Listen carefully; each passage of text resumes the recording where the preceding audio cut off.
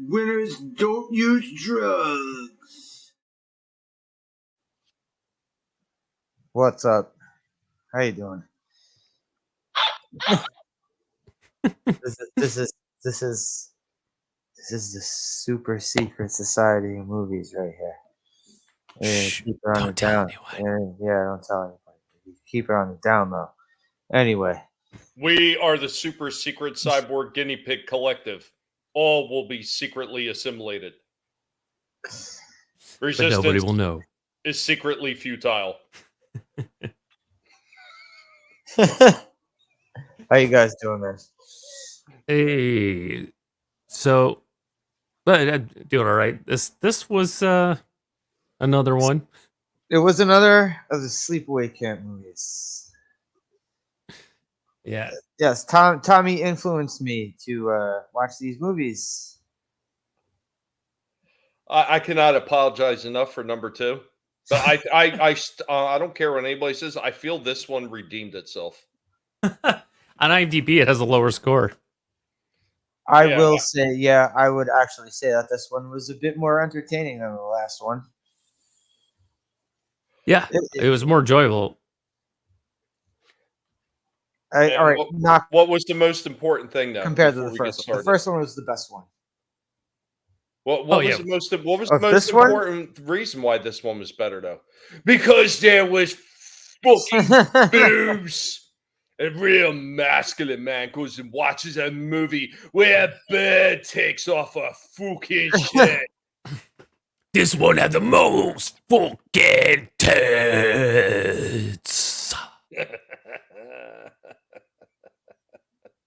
I don't know. I'd say it had the same amount.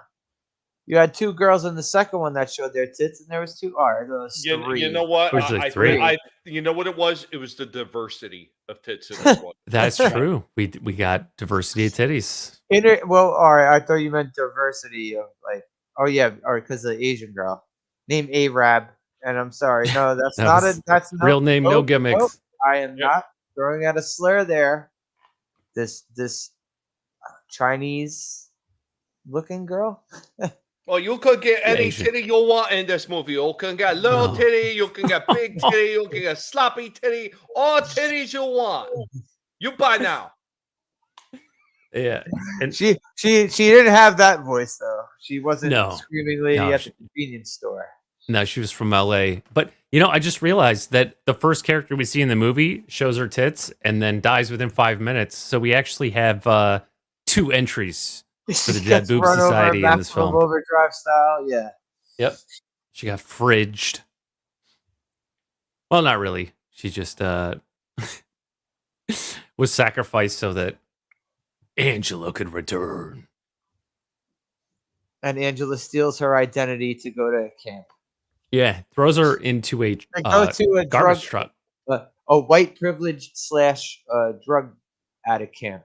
Well, you know what the good thing I think about this movie, where the other ones all had that little bit of a buildup.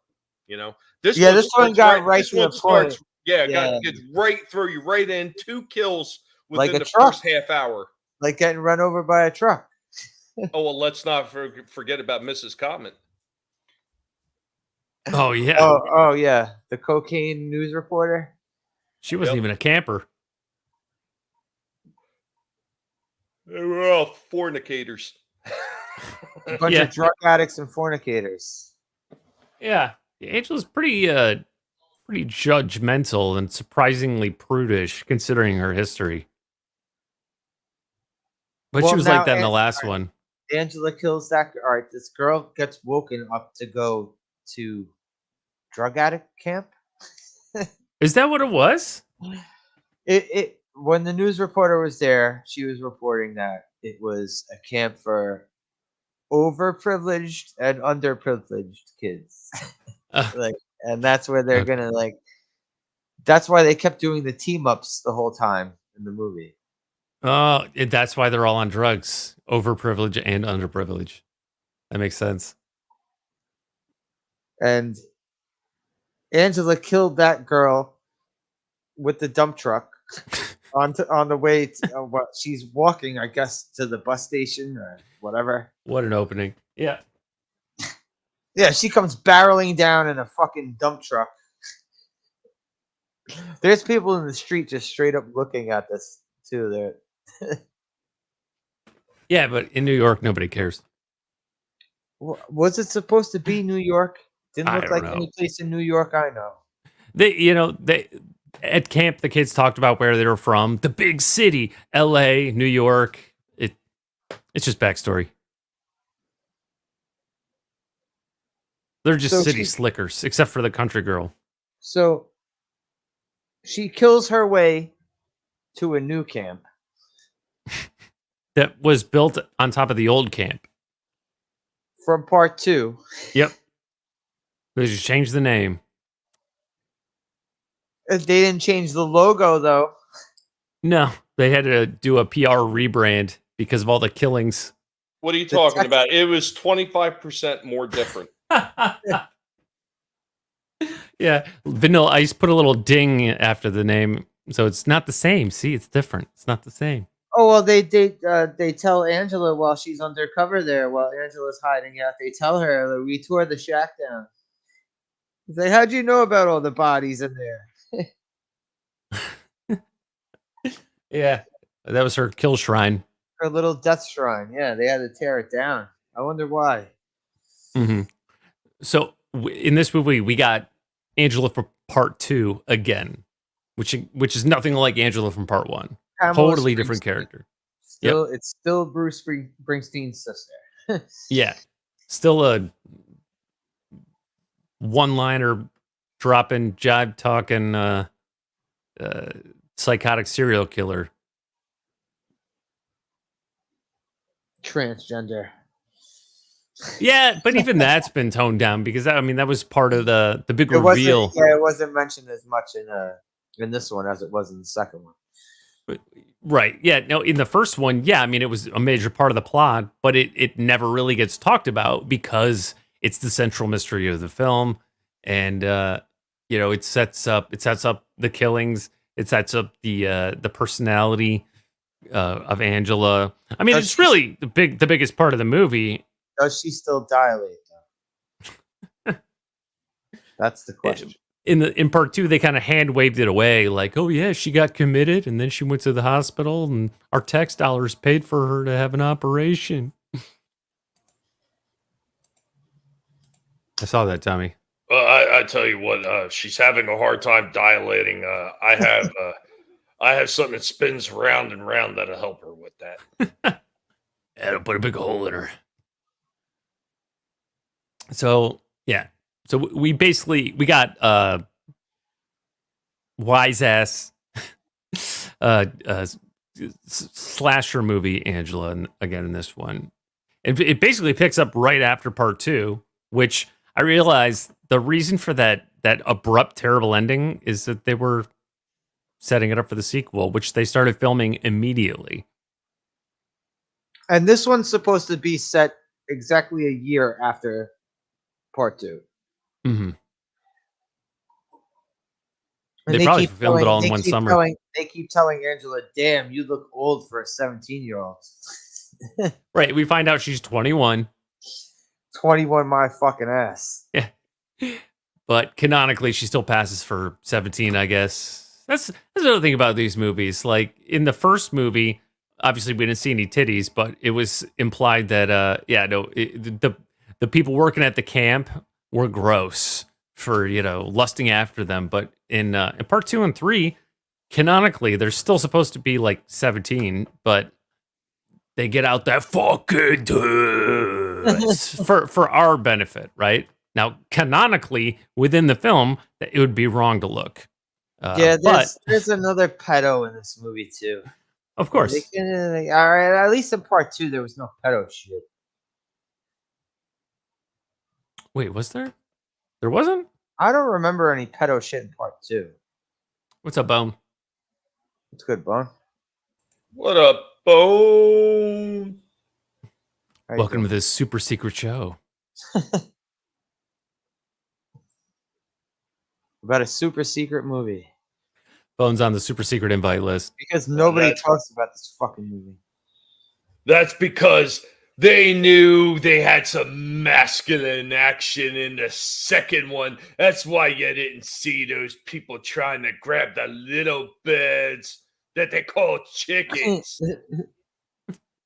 Baldies? Oh. Bum, bum, ba-dum. Oh. Yeah. So Angela's back, except this time she's not being employed by the camp. Yeah, this time she's a camper. She's a super secret agent. She's a happy camper. Yeah, she killed someone and stole their identity to get to the camp. We get to hear that fucking song. She was a super secret killer. Except they all knew about her, but nobody knew what she looked like. That's not true. She's always managing to dispose of dead bodies, and people are gone for 2 days, and they're like, "Hey, where's he been?" And nobody questions it. Our resident cop counselor gave a full description of her. Yeah, well, as far as like a police description, but he should recognize her, and he doesn't. Bone, I don't know if you would, if you watch part 1 and then watch part 2 and 3. I would say watch part 1 and skip right to 3. Mm-hmm. You could avoid 2. Unless you want to see the tits in the second one. I'll say 2 and 3 do have tits. You don't have AIDS or anything, do you?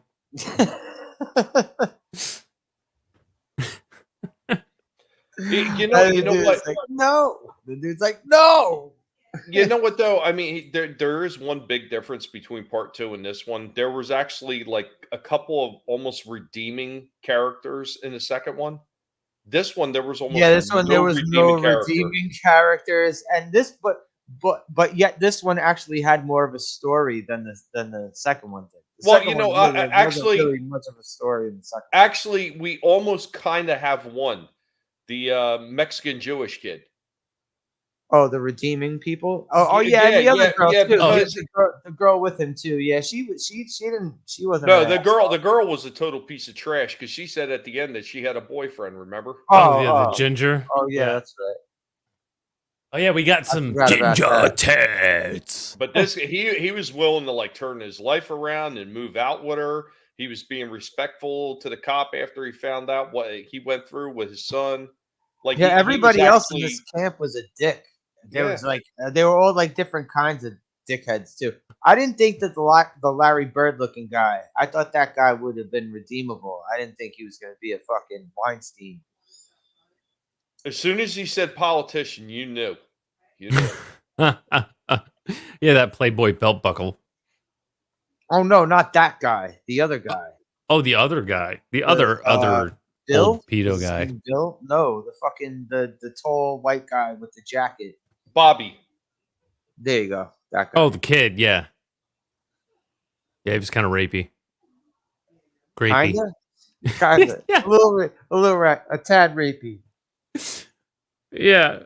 Well, because she's got no reason to kill him, and we got no reason to want him killed until they're tied up, and he's like, I like you. You're nice. What goofy, innocent, corn-fed guy, It wasn't until he had those Angela Baker raping eyes. That's when we knew he was no good. Yeah, she's like, oh, thanks. I like you too. You're nice. And he's like, oh man, I like being tied up. I like being tied to you. Yeah, he goes all in, like he's on like one of those 900 fucking 1-900 sex lines from the 90s. All of a sudden. She's like, no. Yeah, and so he's like, don't tell anyone. It'll ruin my future in politics. Doesn't he say some shit like that? Another good thing about this movie, you talk about the diversity of titties. The big fucking tits. Besides those, though, there was actually a lot more diversity in the kills in this one, I think, too. Yeah, but the kills didn't really look too good. They didn't look. Maybe they weren't as good as some of the other ones, but just the vast difference in all the different kills. There was they were more diverse, but I found they were less creative. I don't know. There was a lot of stick beatings. Yeah, axes. There was even a gun. A lawnmower. Yeah, well, the lawnmower. Oh yeah. Okay, yeah. All right, burying the woman in up to her neck in the sand, running over the lawnmower. That is okay. That is pretty good, and she deserved it too. She's cooking steak. Jesus Christ, that woman's cooking steak and wants them all to fish. She's like, I can't eat fish.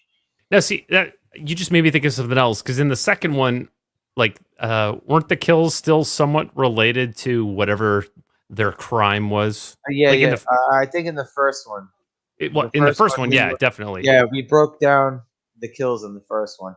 I don't think we got to the beehive. I don't think we were able to break down how the beehive came into the killing, but we got that. Yeah, that was the only one. Meg got killed in the shower because she threw Angela in the water.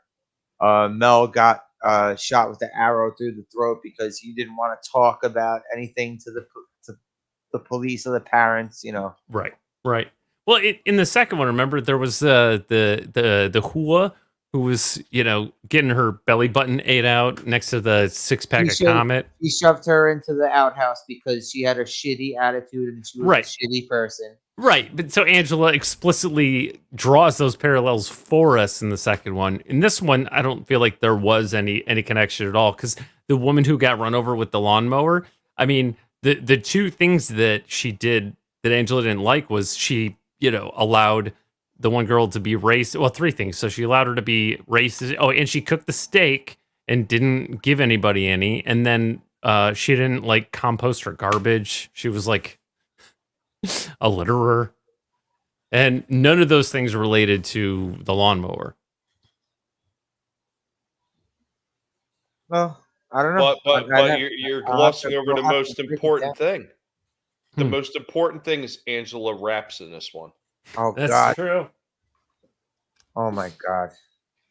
All right, let's get into the characters. Who are the fucking characters when they get into the camp? She murders her way into the camp and is undercover. And one of the cops who arrested her is assigned as a counselor of this camp. It's a year later. What a coincidence that Angela is hiding out in the camp. Well, actually, no. Technically, it would be 2 years later for him, wouldn't it?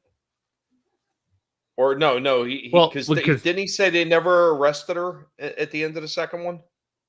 Well, he said her juvenile record got sealed. And, after she was 18.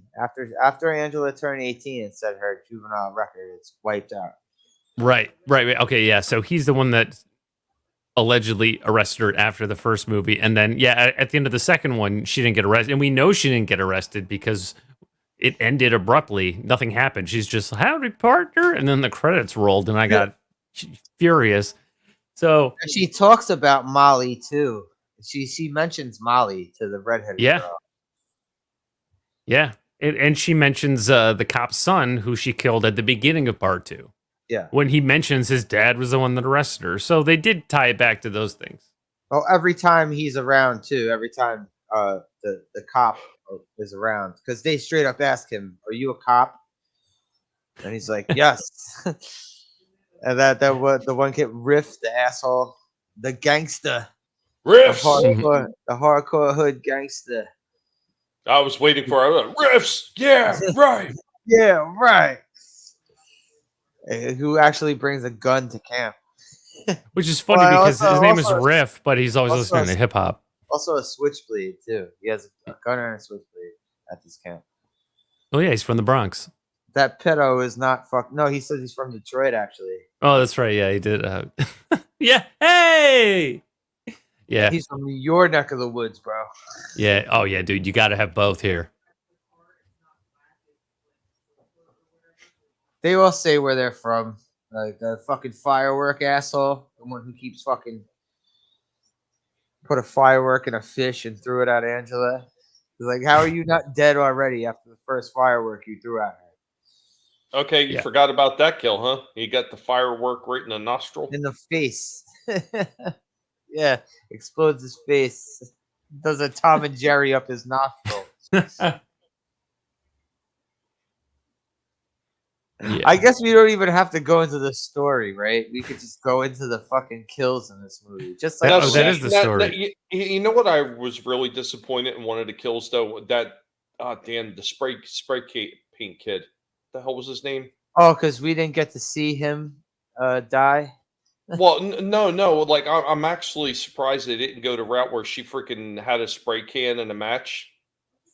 Well, she was roasting marshmallows off him. Yes.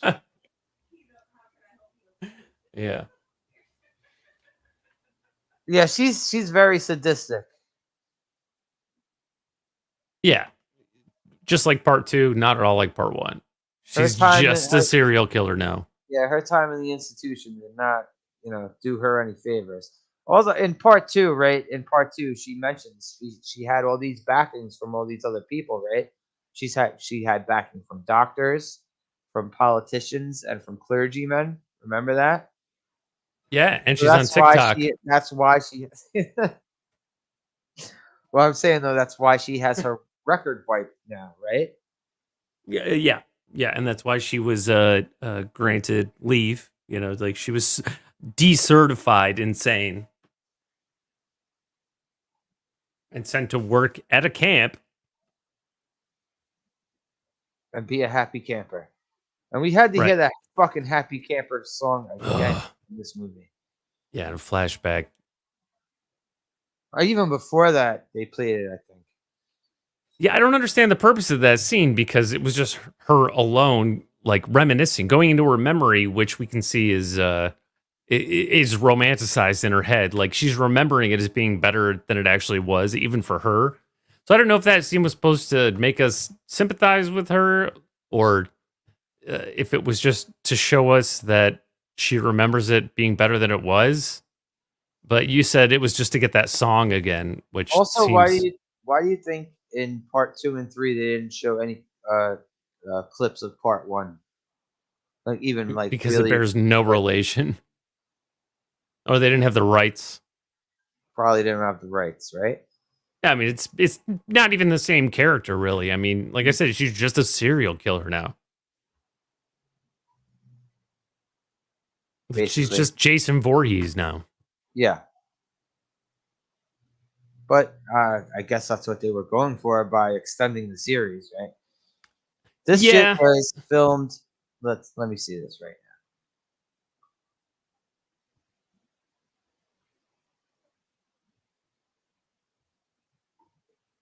now. It was filmed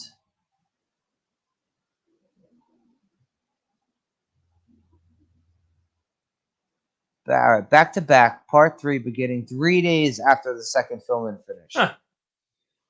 Yep. So it's kind of like, we've seen trilogies where they do that. They film the first one as a standalone. It's a surprise success. And so like, oh yeah, we need sequels. So they make 2 and 3 back to back, like all in one double shoot. And surprise, surprise, several sequences of violence had to be trimmed down in order for the MPAA to give the film an R rating. What a surprise. A movie about a fucking camp massacre. But at least they kept the fucking tits. They did keep the fucking tits. They did. Milkshake. But that first girl, her titties were lacking. Yep. And she had to try to comfort herself with a tattoo.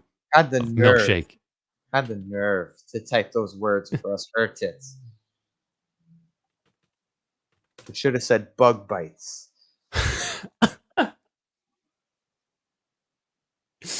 Yeah, Angela gets threatened by big titties, especially when they come out. Yeah, but Angela didn't mind when those 2 perv kids, like, she was looking at those pictures and like kind of like smiling and laughing. And then when she saw that her picture was in there, that's what pissed her off. Yeah. In part 2. Remember the perv kids who were trading fucking Polaroids of all the fucking tits? Oh, yeah. I remember. Yeah, no, she's inconsistent. Like, I mean, she's like inconsistent? Not the makers of this movie? Well, I mean, both. Oh, have a good night, Bone. Peace out. Take care, Bone. Have a good one. Thank you for stopping by. That's kind of interesting. I was looking up part 4, and they actually have the character of Molly listed in there. Is it maybe It does say archival footage, but it's really weird. At the end, it has in parentheses, and it says Renee Estevez.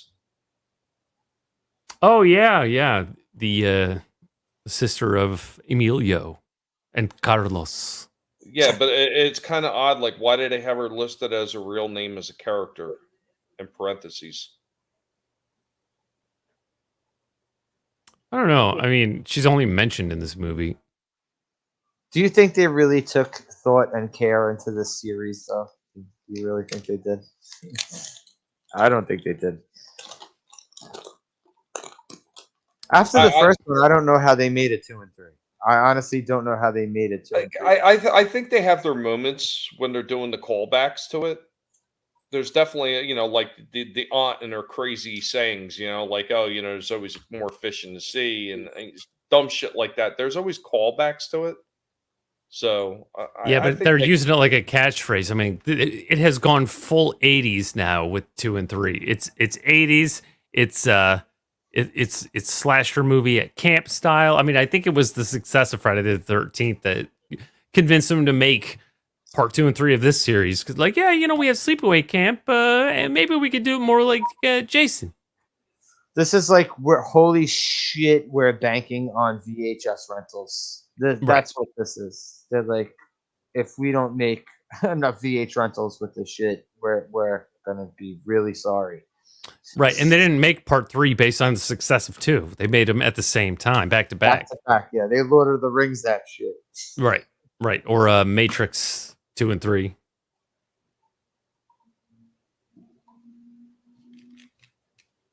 I would say that this was a bit more entertaining, though.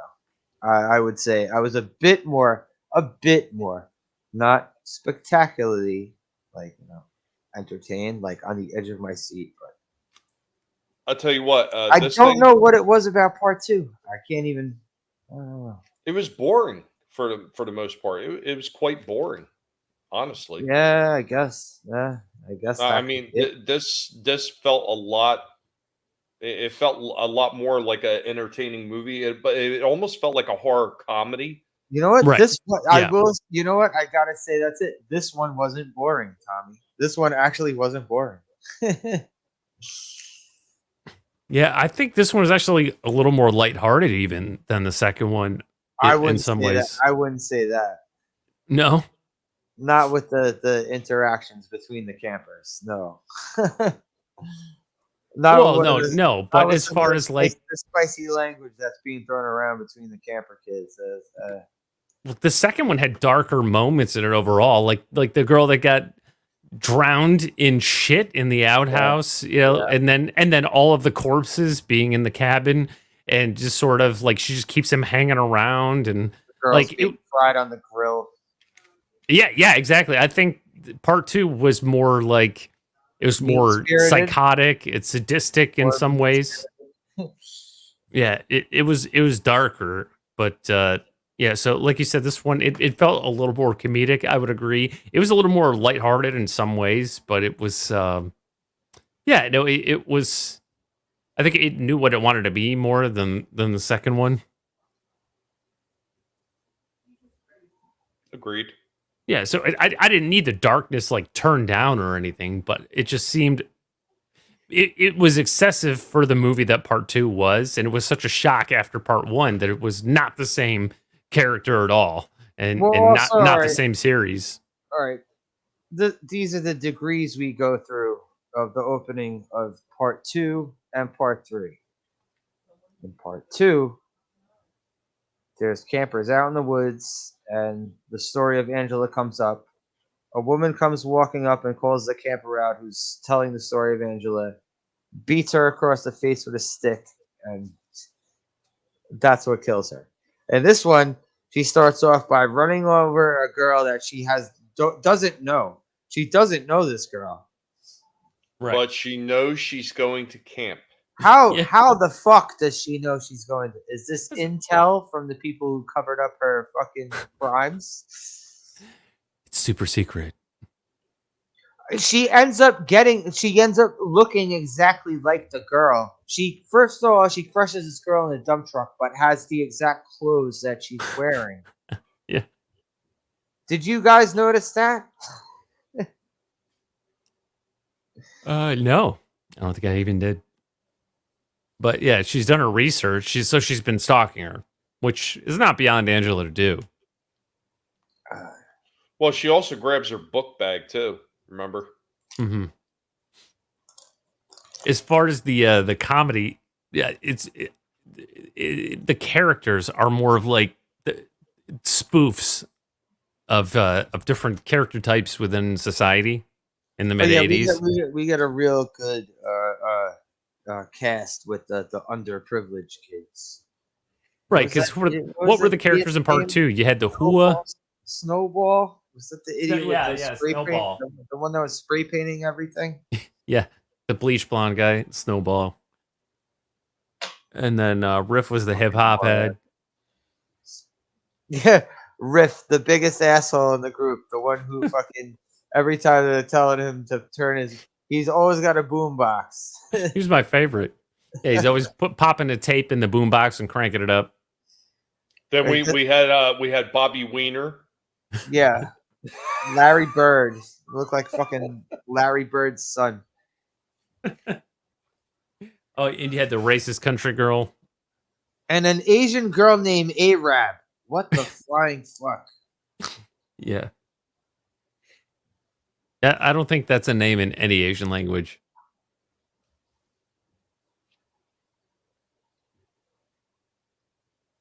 But she had some nice tits. Arab had some nice tits. What about that other girl? The one who's banging the old guy. Yeah, the old guy. Again. Well, you had her and you had the that black chick too. Oh yeah. Was she wearing a military uniform when she was being interviewed in the beginning? Which one? The black chick. Let me check. I got it open here.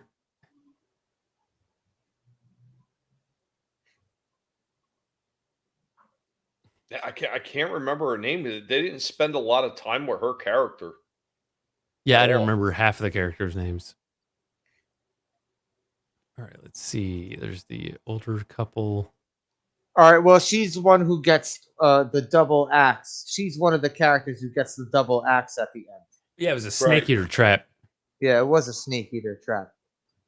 But Angela set that up because she tied them together in a specific order, right? And so that whoever was in the middle was going to get missed by the axes. So she saved him intentionally by setting it all up and sending them in there, knowing that once they got there, because they were in a rush, they'd run in there, and that when they stopped, the axes would kill the one on the left and the one on the right. All right, but do you guys remember in the beginning, after Angela gets to the camp, when there's a newscaster there, and Angela's wearing sunglasses? Yep, I'm watching it right now. They're interviewing all the kids. Right. The newscaster is saying that this is a camp for half privileged kids and half underprivileged kids. Like, right. And, it's not a military uniform. It's like a scout uniform. Okay, it's a scout uniform. All right. I just saw she had the flag on her shoulder. I thought she was wearing some sort of uniform.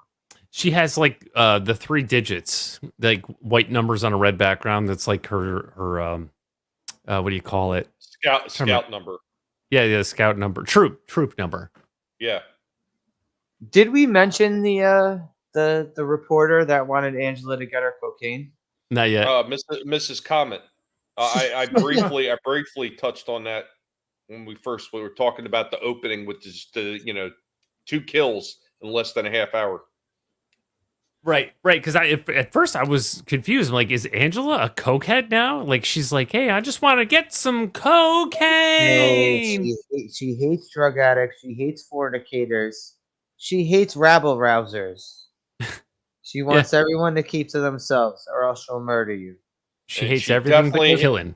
And she definitely hates shit talkers that talk about it. Oh, yeah. Oh, definitely do not know any information of the Angela Baker murders. Because there was spray painting in the cabin, too. And then they were all talking about it. Or it'd say, fuck Angela Baker, and they're all talking about it. Angela's in the next room. It's like, yeah, you're all dead. You're all dead. Yeah, she ain't every last one of you. Dude, the Asian chick looks really good in the opening scene with that leather jacket on. I'm gonna let Pete out. Pete? Oh no! Yeah, they never talk about Pete in this one. They mentioned it briefly in part 2. Pete is mentioned in the I can't remember if it's Return to Sleepaway Camp or whatever. The last one I saw, the one that actually has Felissa Rose and the kid who played Ricky. That one. Mm-hmm. That was mostly archival footage too, wasn't it? Probably. No, not the one I saw. No. Okay, well, because I was looking through the IMDb for both of them. Both of them kept saying a lot of archival stuff. Okay. For both, what technically is for and what is actually listed as for. They were both of them say archival footage on them. The one I saw, I don't believe there was any. I don't believe there was any archival footage. From what I remember, I wonder if IMDb just has it messed up again, because it wouldn't be the first time. They've screwed up shit before. Oh yeah. You know what though? I mean, honestly though, I would watch this one again. I would watch this one again more than part 2. I'll tell you what, I would watch it a lot more than that Poultrygeist movie I was telling you about. I couldn't even finish that movie. As long as nobody fucks a chicken. I don't think I would be able to finish that movie either. Oh god. There was chickens, yes. There was chicken penetration. Mm-hmm. I ain't no chicken fucker, motherfucker. Was it James Gunn? No, it was not, surprisingly. He's never even listed on that movie at all. But yeah, there was a chicken moment, and it was by some weirdo hillbilly guy. Oh, man, these movies, they're really harsh on the hillbillies. I'll tell you what. They really do not like the country folk. You know, country folk are not as stupid as they're portrayed in the movies. And they don't fuck chickens. Except that one story that Mandy's told about seeing someone fuck a chicken. But that's just traumatic. That's real trauma, not trauma. All right. You don't got to get into chicken fucking stories. Oh, thank God. Let's. Yeah. Let's. Let's. There's that South Park episode. You remember the chicken lover from South Park? Yeah. I was just trying to get the kids to read. Oh my God. Zombified chickens attempt to kill the fast food workers that cooked them in a restaurant built on an ancient burial ground. You read that part and it sounds like it might be mildly entertaining. It does. And then you start watching and you're like, oh dear God, what the hell am I watching? It's a horror movie for people who work at Chick-fil-A. It's a horror movie for people who are wasted on LSD. Oh no. If I'm on LSD, I'm not going to waste it watching this movie. It seems like it's a Sci-Fi Channel movie.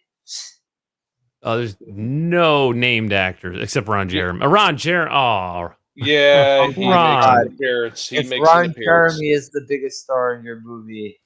Yep. Well, if this movie was made today, you know whose name would be on that list also? Amber Turd.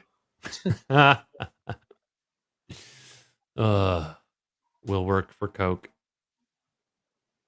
Did you see her swaying around on whatever it was they had her up on that stage Yeah, drunken shit. Oh yeah, no. I've it's been all over off Twitter for It's like all the over last 2 Twitter. days. I've been basically off. So she's standing still and she's staggering like she just walked out of the bar.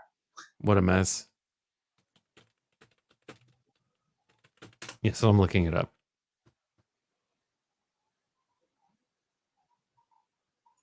Anyway, continue. Slasher, what yes, we get some zany stereotype characters. They get killed. Now the cop, I didn't want the cop to get killed because he was like, he didn't do anything wrong unlike everybody else. I knew the cop. Even though I never saw this, I saw clips of this movie before. Now that when I started seeing it, that she was infiltrating like a camp for drug addicted kids or troubled kids or whatever the fuck it was. High risk. We call that high risk. High risk. Yes. Wait a minute. What? You know? What about the one that she dropped from the flagpole? Oh, the super duper racist one, right? Yeah. The one who drops hard R's. Yeah. Who doesn't listen to country music? Well, you know, just like Riff and Tony going at it like they were. Oh God, what was that? The oh yeah, he called the Jets, and what was the other gang? West The Side Sharks. Story. Yes, the Jets and the Sharks, because they were throwing some choice words back between each other. All right, Riff was obviously in this movie to show the troubled urban youth. Well, him and Tony both. Who the fuck let him onto the camp with a fucking gun? You know, they were probably going to search him, and he's like, "Fuck you!" Unless he had that gun buried somewhere and knew about it beforehand, or maybe he had it in the boombox. Oh, good point. Because he never went anywhere without it. He also has an endless supply of batteries. Boomboxes used to have. Oh yeah. Jesus Christ! You used to have fucking the gigantic batteries. Oh yeah, you used to have the big giant D batteries in them. Yeah. Well, I never go anywhere without my big giant D. So the racist girl, first thing she says that is negative is about rap. She's like, "I hate that rap music." And he's like, "Fuck you." He's like, "It's better than country. Better than country shit." But the way she described it, how did she say it? Like something that they can't sing or whatever. Yeah, she said something about they can't sing. Oh yeah. It wasn't a hard R, but it was a slur. Yeah, it was like I don't know, like a 40s or 50s slur, but also yeah. she like took a left turn because that whole thing was a discussion about movies, and then she went into that shit because he said he likes movies with blood and tits, which is the best answer of any of them. I mean, yeah it was, but she liked what Gone with the Wind and Care Bears, or she said great acting like the Care Bears. Acting in the Care Bears. It was fucking voices. Is this woman fucking mentally deficient? I would have said schizophrenic, but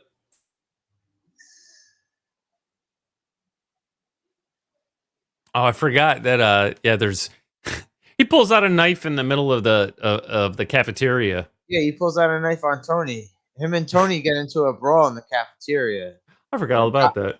And cop guy like fucking chokeholds Riff and takes the switchblade from him.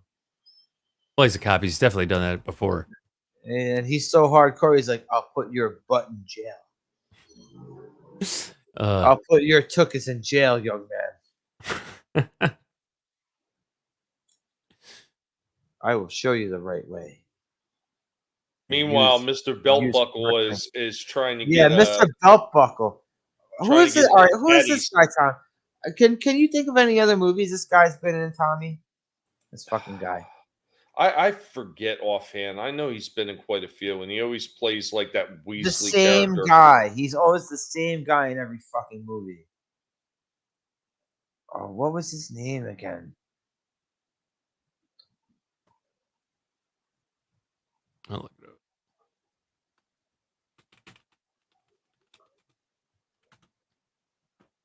I didn't recognize him. Oh, I don't know. Herman. Okay, his name is Herman. His real name is Michael J. Pollard. I know. All right, he was the guy who was giving them all the weapons in fucking Tango and Cash. I know. I remember that. Oh, see, no, that's a movie I like. What? Tango and Cash. Let's see. Do you remember the guy that was giving them the weapons? He's on like the screen with them. And he's doing his same stupid voice. You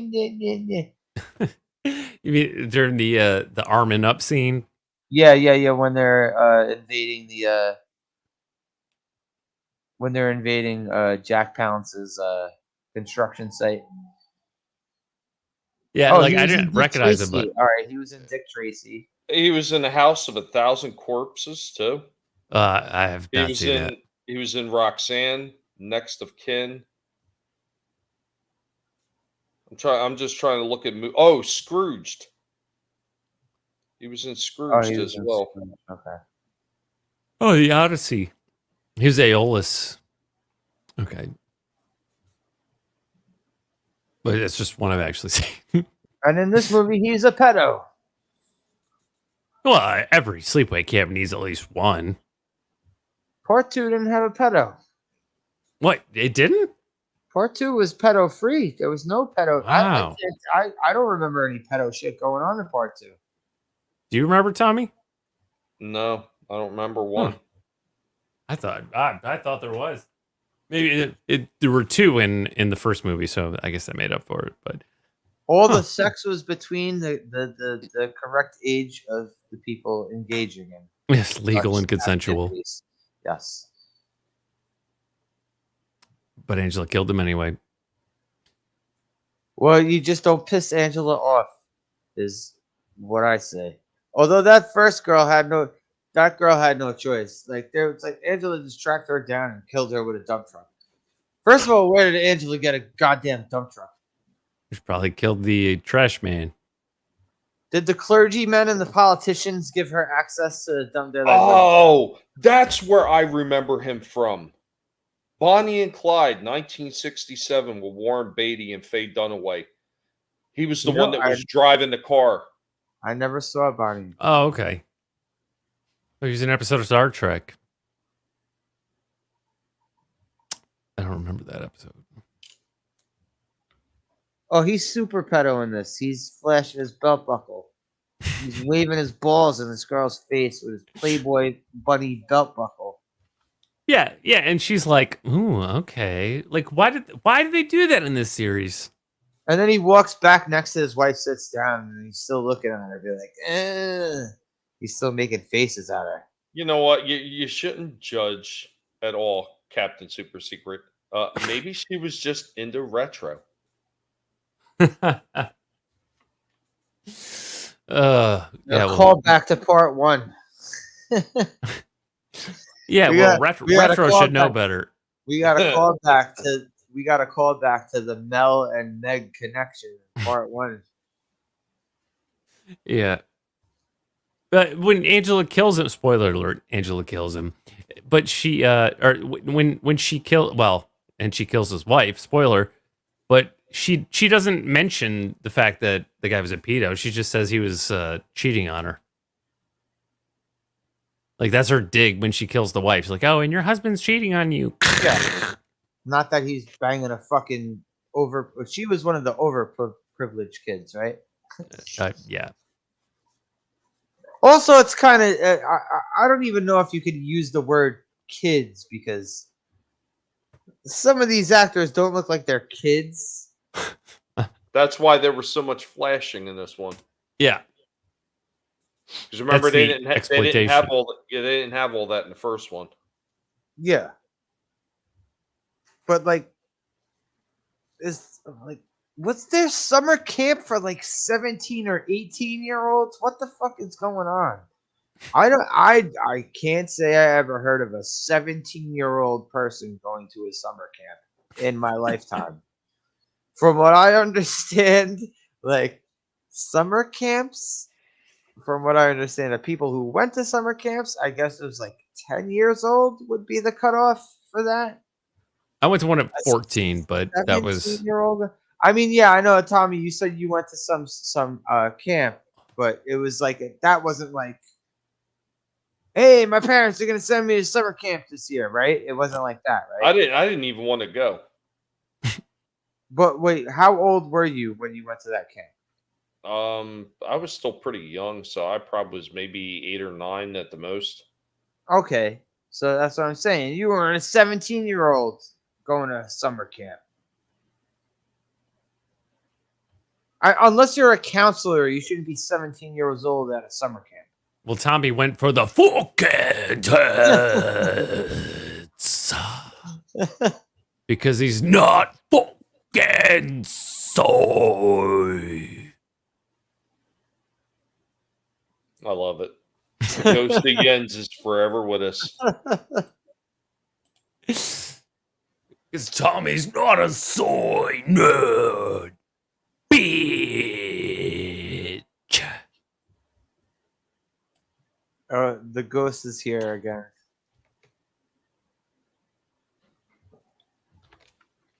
Ghost, what do you think of Angela? I think that she's fucking right on. She's coming out with what's left of a testicular testosterone masculinity and taking care of fucking business.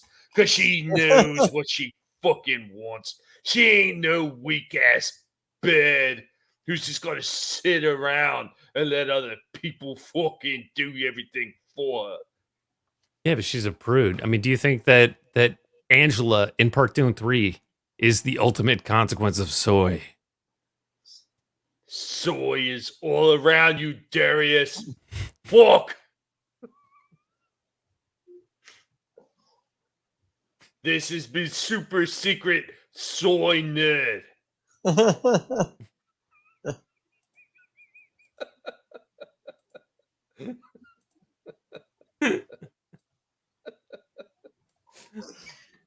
We love you, Jens.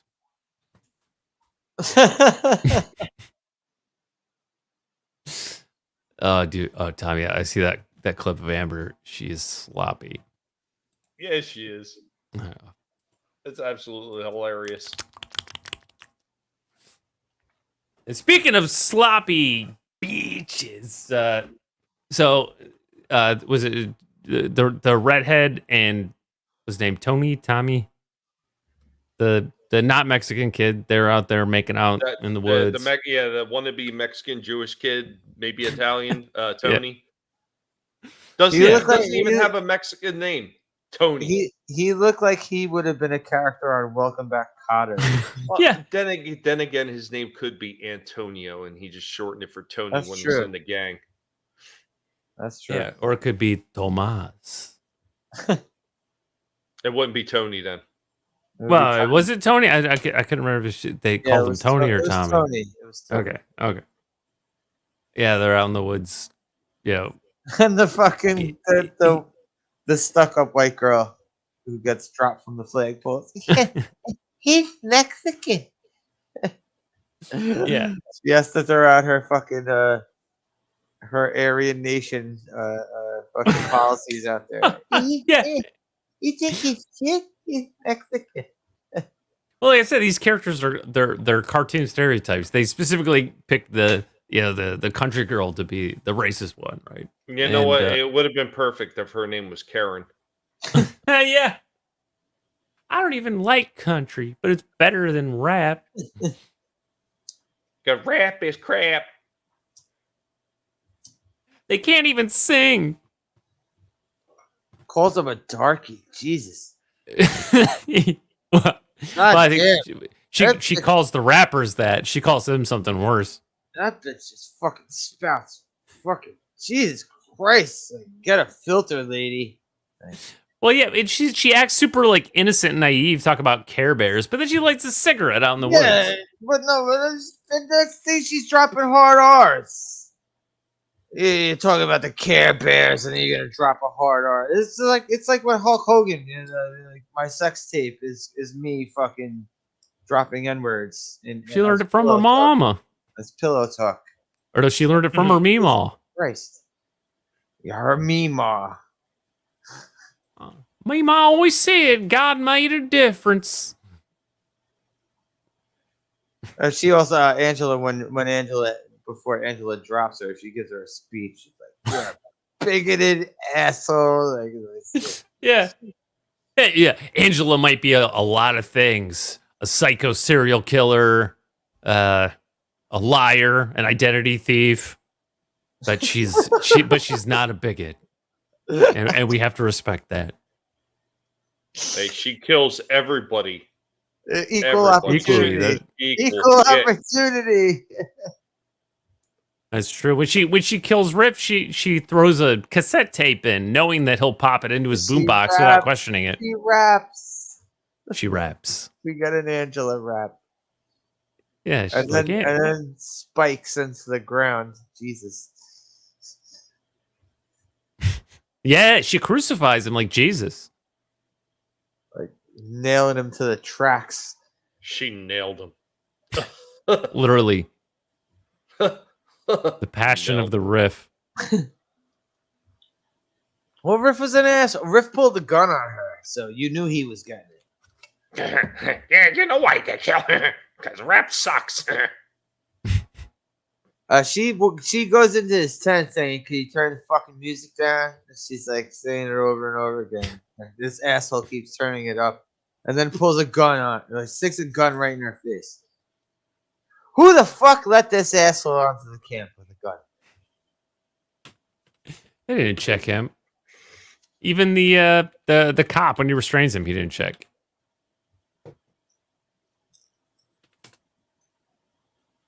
That was the pride of the force right there.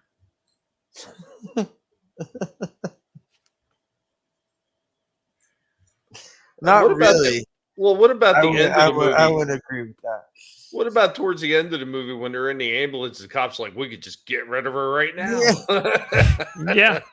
Yeah, that was the most realistic part of the movie.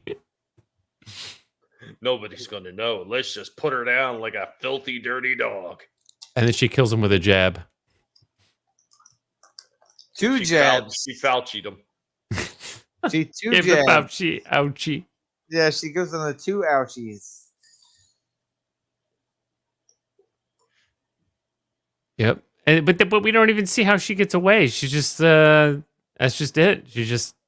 I'm telling you, they should have ended that movie with a freaking song, "Taking Care of Business," because that's the last thing we hear her say. It is. Oh, all right. Like they're setting up a part 4. I say this one does end better than fucking part 2. Part 2 had one of the worst endings I've ever seen in any movie. Yeah, dude, it made me angry. It's just it was a bad movie, but at least like finish the movie. It was just howdy partner, and we get a really stupid like jump scare cut, and then credits. Yeah, but she kills like the this is MAGA country, cowgirl driving the truck. Yeah, and she's like, "Hey, you don't mind cigarette smoke, do y'all?" We don't even really see her get killed. Do you see Yeah, she like pulls out, I guess, the knife she had and starts. I forgot exactly what it was, but we see her go to murder her in part 2 before she takes her truck. But she didn't take a goddamn fucking Mack truck, a dump truck, to what she comes and murders this random girl. Milkshake. A random girl. This girl was random. There's no other thing to say it. She had information on this girl. She had information, I think, on everybody that was probably going to that camp. Yeah, okay. Good point. And I think the cop just being there was trying to make sense of these movies. I think the cop being there was a pleasant surprise for her. Man, I was bummed. That was the most disappointing kill because I didn't want him. Well, I didn't want him to die. Period. But I figured he probably would. But to go out like that, like he even like dressed her wound. She hurt her ankle, and he wraps it up. He takes care of her. Doesn't recognize her, and then she's like, "Oh yeah." Once he realizes it's her, she makes a comment about like his son, basically just taunting him about his which is a real dick move, Angela. And then he's like, "What, are you gonna kill me like you killed him with some kind of stick or something else?" And she's like, well, "No." all right. He's naming all her kills. He starts naming every fucking weapon she used in both movies. Wait a minute. I have a thought here. What if he didn't bring the gun there? Obviously, he's a bit of a scumbag. Do you think maybe he stole the gun off the cop, and that's why the cop didn't have the gun towards the end? Because every cop, even if he's off duty, always has a weapon on him. You mean Oh, Riff? I didn't think about that. Yeah. You're saying Riff stole the gun from the cop? Yeah. Maybe. That seems. Don't you think the cop would have been a little bit more hard-nosed and straightforward to know if someone stole a gun from him? Where's my gun? He was too busy trying to be nice. Think about That's that. true. There was that part where he was being nice to the kids, and and he spilled his guts about the son, about Sean getting beheaded in part 2. That is true. He did have a reaching out moment. He had his lean on me moment.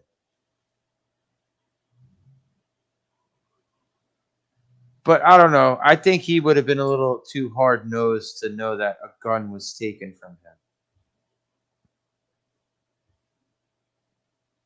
I don't think that he would have let a gun get taken from, especially by that fucking punk. Come on, he yoked him out right in front of everybody and took the switchblade from him. Yeah. He wouldn't have let that happen.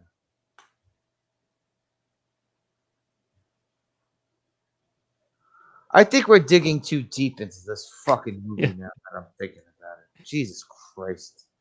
Yeah, well, it's almost like anticlimactic by design. Like he's asking about all these elaborate kills, and she's like, "No, a gun." She just pulls out a gun and shoots him. Like, oh.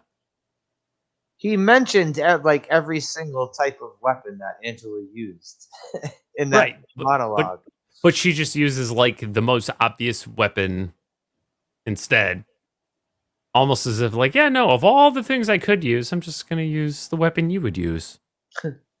Well, without the element of surprise, would she have really stood a chance against him too? No, because he could choke her out. She's not that strong. She's not Jason.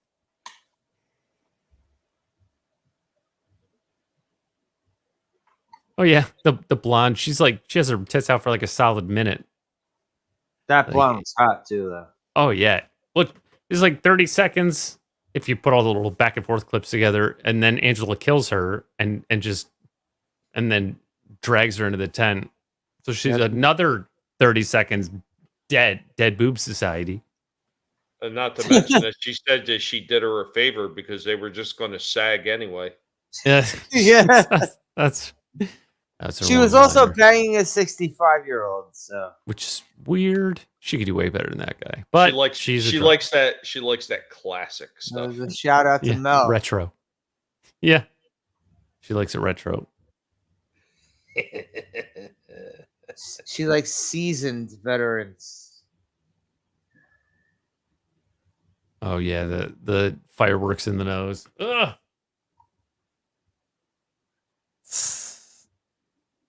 Yeah, there's some creative kills. On the whole, though, not particularly clever. The movie, I mean, is there any more? What more we can really?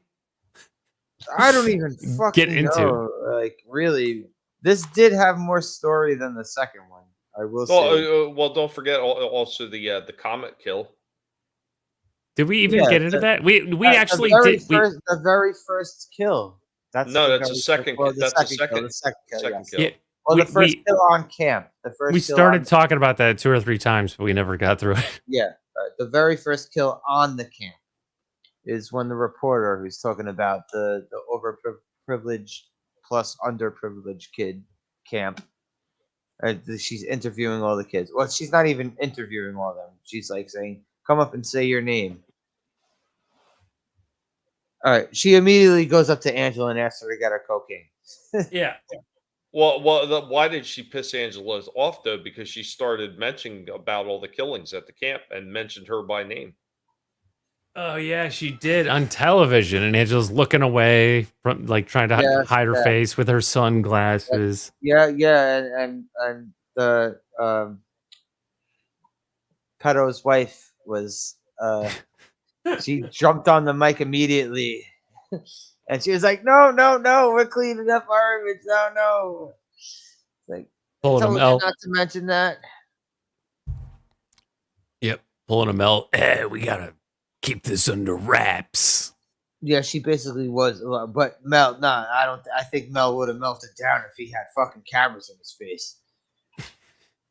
Mel wouldn't have known what the fuck to do. Oh, he would have freaked. Face. Yeah. R.I.P. Officer Dead.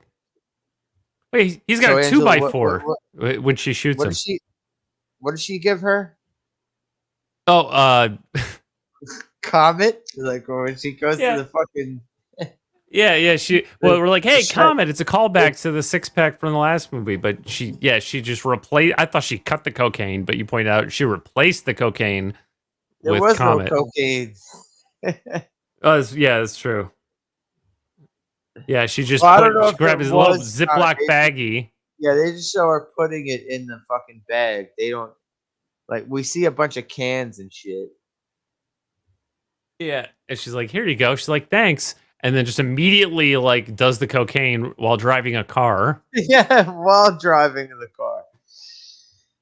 And it's a toxic chemical, so she immediately dies.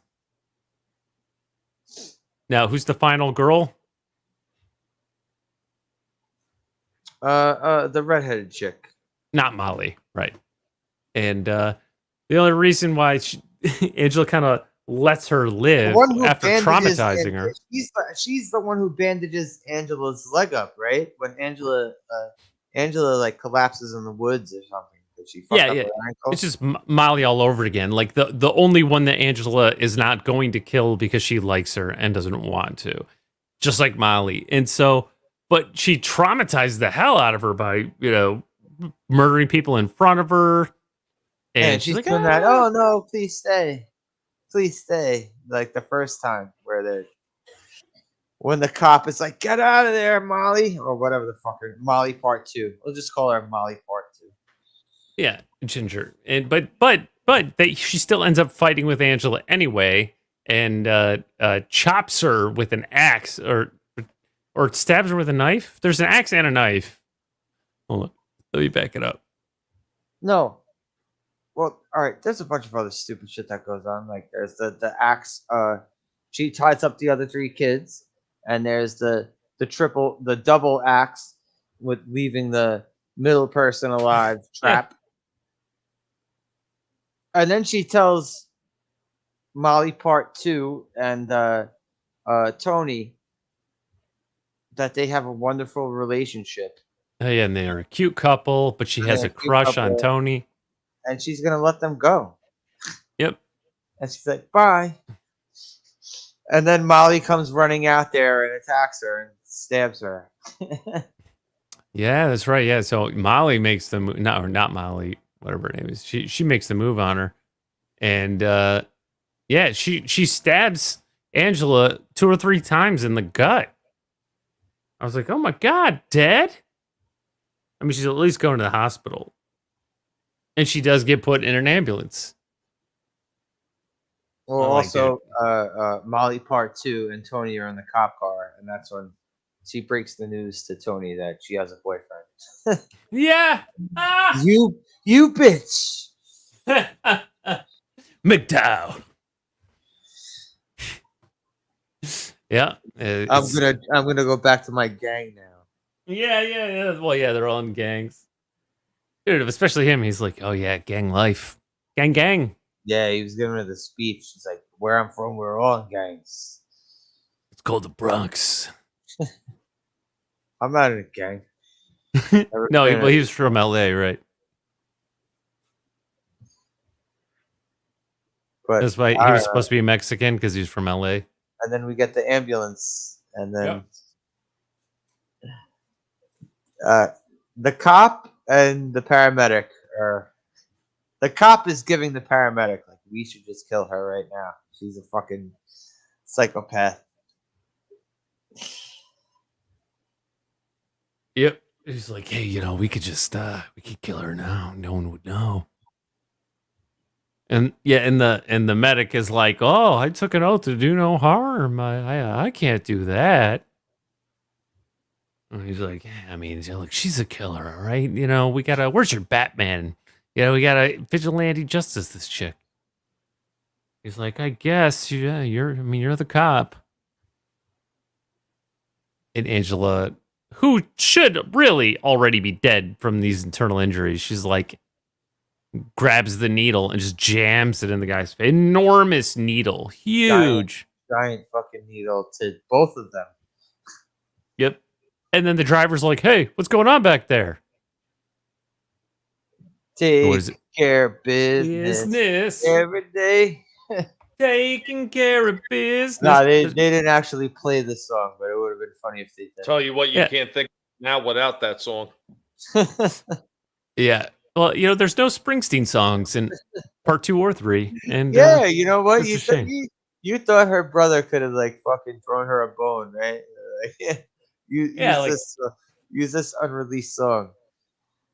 I don't know. I think that's the incorrect wording, considering some of the weirdos that were in part 1 and part 2. Maybe throwing her a bone is the incorrect wording. Oh no, a pita bone. Right. Done her a favor. Be like, yeah, it's not even a song by Bruce Springsteen. It's by Spruce Springsteen.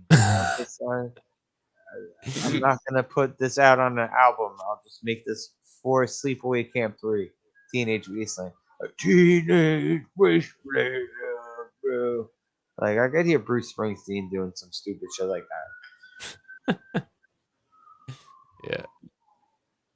Yeah, he pretends that it's not his sister. He does private concerts for fucking the president of that very troubled president of Ukraine. He does private concerts for this guy.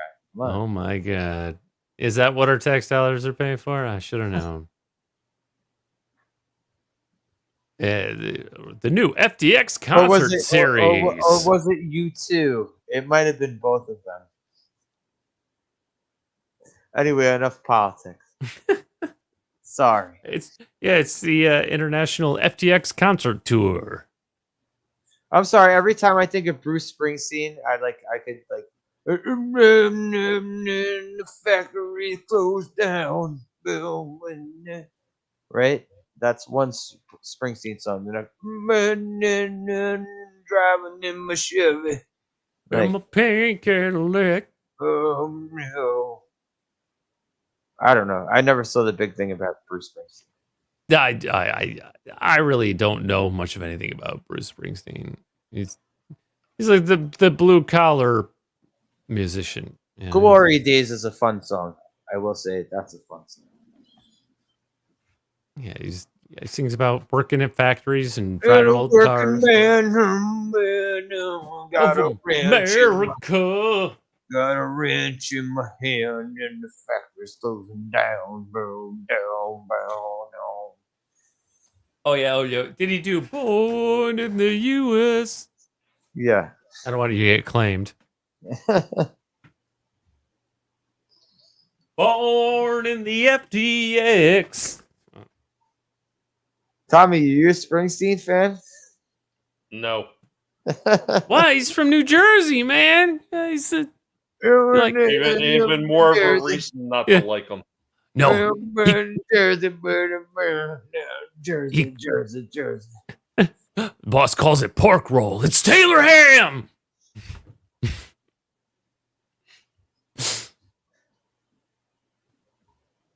But no, okay. That's the big rivalry, right? Whether it's pork roll or Taylor ham. Oh, I don't know any Jersey slang. So. That's the big, North Jersey, South Jersey. Correct me if I'm wrong, Tommy, but One half calls it pork roll, the other half calls it Taylor ham, and it's a whole regional thing. I don't know. I always called it pork roll, so I don't. Oh yeah. Well, you got out while the getting was good, so. Don't miss it. And I never look back. So, yep, that was Sleepaway Camp 3. That was the end of that movie. Oh man. Oof. Tommy, what'd you think of this? I like this one. I liked it a lot better than part 2, which for some reason I really did block out of my mind. Now this one I'd never seen before, and I didn't mind this one. Honestly, did not mind it at all.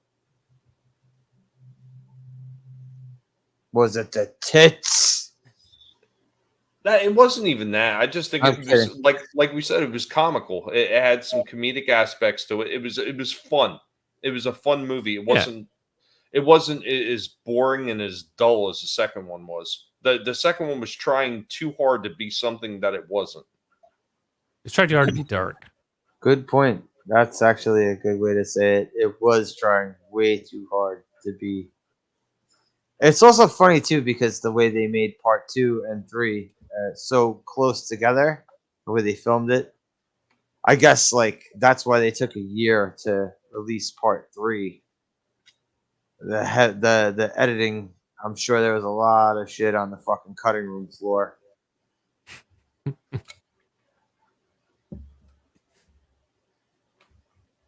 But what would your rating be on this? I would say I would love to say 7, but it doesn't rank that high. I would say probably about a 6 out of 10.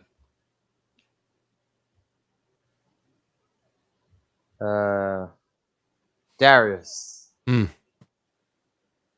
Yeah, what do you got to say about this? I agree. This is a little more, when I said lighthearted than the second one, it was a little more fun. Maybe that's a better word, because there's still gruesome murders, but it's not trying so hard to be dark like the second one did, and it's not trying so hard to tie itself to the first one. In fact, it really only ties itself to the second one. In terms of any kind of continuity. Yeah. Which is the right move. It has a better ending than part 2, that's for sure. The kill, some of the kills in, oh good.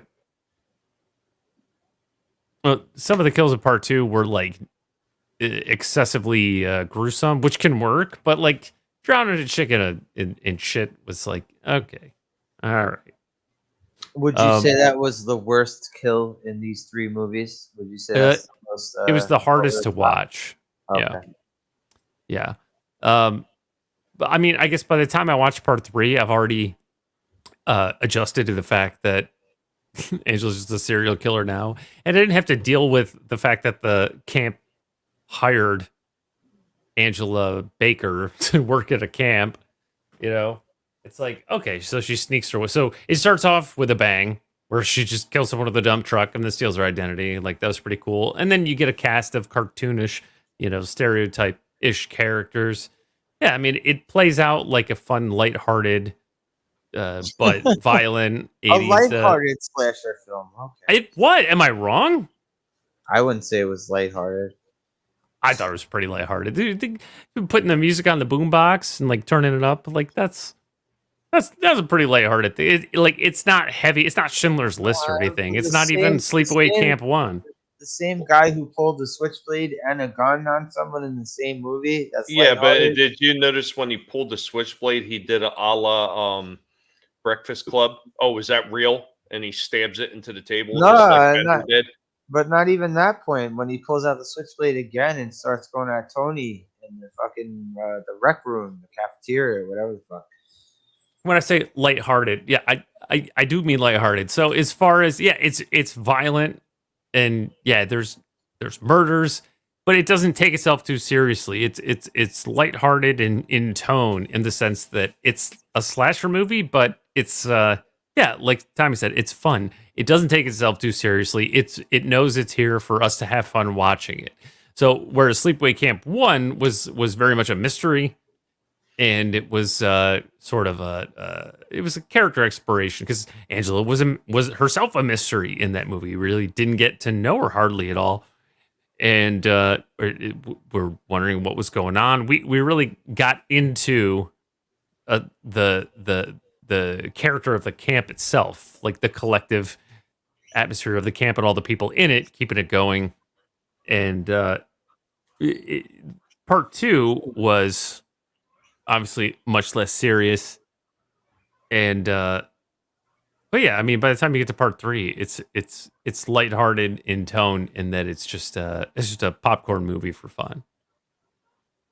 Do you have a rating for this? I'm trying to remember what I gave the last one. I don't want it to be wildly divergent because it was pretty close. I guess I would give it a 5. I don't think I gave it a number. I'll just give this one a 5. Yeah, I would say this one was better than the second one. Not by much. Not by No. leaps and bounds. I wouldn't say that far. The first one is definitely the best one of this whole series. Yeah. Well, the beginning of it, so it started and ended better. I'd give this one like a half-cocked thumbs up, like, to the side, up its ass. Half a thumbs and a milkshake.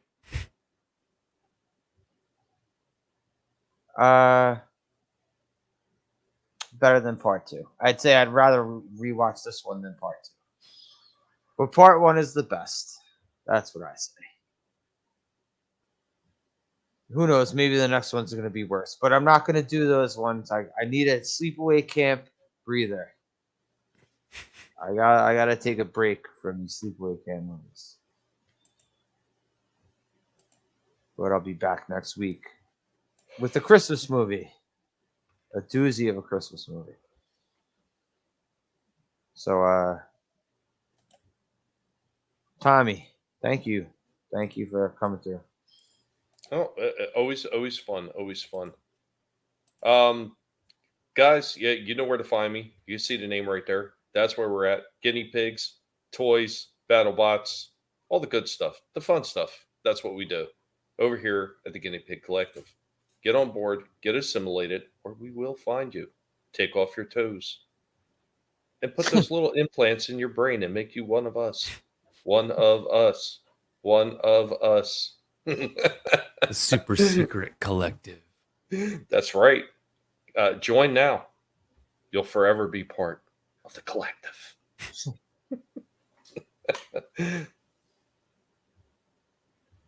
Darius.